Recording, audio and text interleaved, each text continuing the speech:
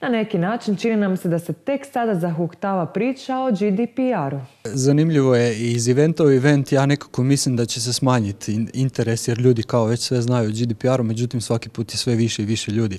Vidjeli smo danas na ovom mreža Smart Dayu da je dvorana bila puna, tražila se stolica više, tema je sve aktualnija i aktualnija. Realno 3 mjeseca prije same primjene smo i u stvari oni koji do sad nisu ništa napravili, krajnje je vrijeme da krenu. Vaš proizvod je gotov, spreman. Naš proizvod Consent Lifecycle Manager je spreman je on već duže vrijeme. Sve one stvari koje su teške za implementiranje po pitanju upravljanja privolama, upravljanje pravima građana Europske unije, dakle to su nekakvi data management problemi, registri, obrada osobnih podataka, vlasništvo nad njima, to su klasični data governance procesi, sve su te stvari spremne. Ono što mi radimo, konstantno unapređujemo proizvod, proširujemo ga sa nekakvim digitalnim potpisima, dokazom za AZOP-e, kako je dana pojedina privola, proširujemo ga sa nekakvim javnim oduzimanjem privola poput HAKOM-ovog servisa Ne zovi. Dakle, pružamo nekakvu cijelu paletu usluga koja će i malom i srednjem poduzetništvu, ali i velikom biznisu omogućiti apsolutnu usklađenost sa GDPR-om i sa svim novim direktivama i uredbama koje će se ticati osobnih podataka i zaštite identiteta i privatnosti.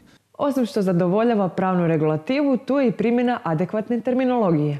Apsolutno, dakle sve ono što piše u GDPR-u se nalazi u našem proizvodu, sve ono što je relevantno za upravljanje osobnim podacima.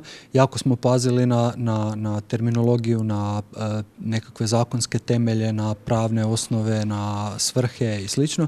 Dakle, apsolutno je usklađen sa uredbom. A kako saznati prave informacije? Pa najjednostavnije je da odu na web consentmanagement.eu gdje će pronaći manje više sve informacije o samom proizvodu, kako ga koristiti, koji su nekakvi editioni.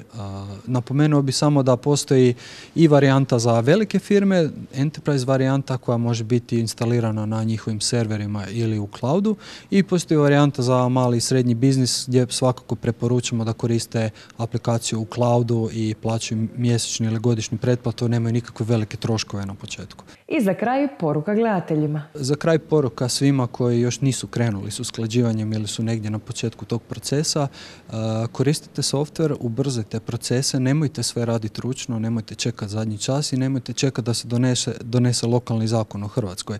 Sad je vrijeme da se pokrenete i kontaktirajte nas, idite na consentmanagement.eu i saznajte više informacija.